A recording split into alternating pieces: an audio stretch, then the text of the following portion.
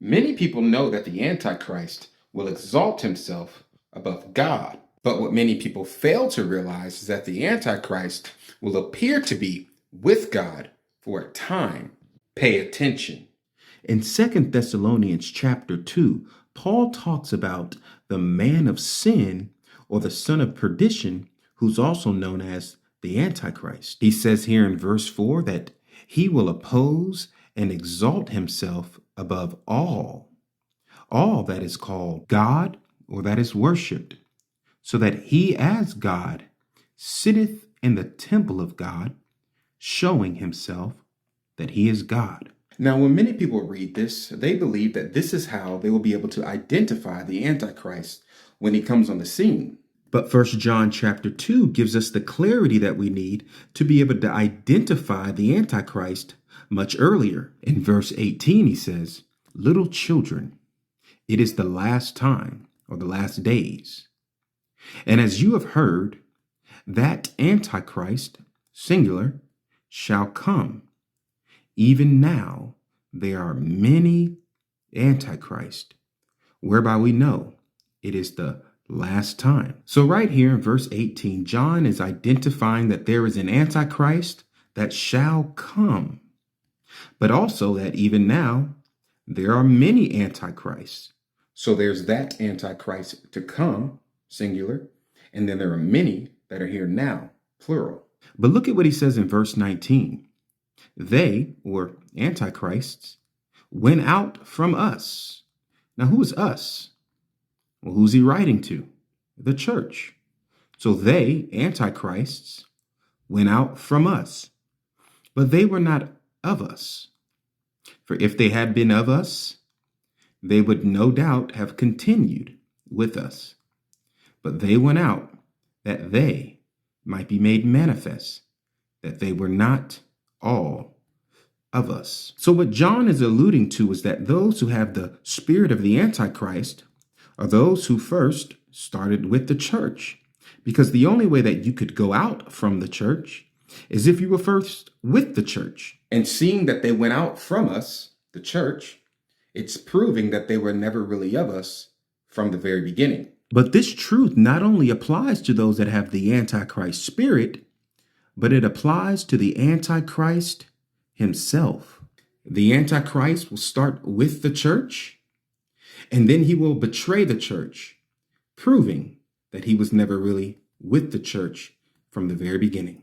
Now, what's interesting about this is that the Bible provides a picture of how this will happen with the Antichrist himself. Because during the ministry of Jesus, there was a man who started with Jesus and the disciples, but then after some time, he betrayed them for money. And that man was Judas. Now, what's interesting about Judas and the Antichrist is that these are the only two people in the Bible that share the title of son of perdition. And now, seeing that the Antichrist will start with the church and then betray the church, just as Judas started with Christ and betrayed Jesus to the Jews, pay attention. Now it's time for us to examine how this betrayal will look. In the book of Daniel 9:27, there's a prophecy about the final week of this age. And the word week means sevens or period of sevens. And so therefore the prophecy is concerning the final 7 years of this age. And in verse 27, it reads about what the Antichrist will do during this time. It says in verse 27, "And he," referring to the Antichrist, "shall confirm the covenant," or an alliance, "with many for 1 week," or 7 years. And this many is referring to Israel and surrounding nations. And in the midst, or in the middle of the week, or 3.5 years into the 7 years, he shall cause the sacrifice and oblation to cease. And for the overspreading of abominations shall he make it desolate, even until the consummation, and that determined shall be poured upon the desolate. So in other words, the Antichrist will use his political authority to confirm a 7-year covenant or alliance. And many people believe this to be a peace treaty for 7 years. But in the midst of the week, or at the midpoint of it, which is 3.5 years later, he breaks it. Remember, he's a betrayer. Not only this, but he will forcefully terminate daily sacrifice and ritual offerings and worship to God. And he will replace it with the worship of himself as God, just as we read in 2 Thessalonians. So right here we have a timeline of Daniel's 70th week. And Daniel's 70th week is the final 7 years of this age. And so during this final 7 years, the Antichrist will confirm this covenant. He's also known to be called the Prince that shall come.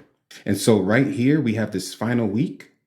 And in the first 3.5 years, the Antichrist is a wolf in sheep's clothing. Like Judas, he will appear to be with Jesus and with the disciples, but ultimately midpoint or halfway through 3.5 years into this covenant that he confirms, he betrays the church. And he will then make an end of all worship so that he is worshiped as God himself. And this is when the final 3.5 years will occur, the time of great tribulation. During that time, you have the persecution of the church and martyrdom. You also have the time of Jacob's trouble. Jesus speaks about this in Matthew 24, verses 15 through 28.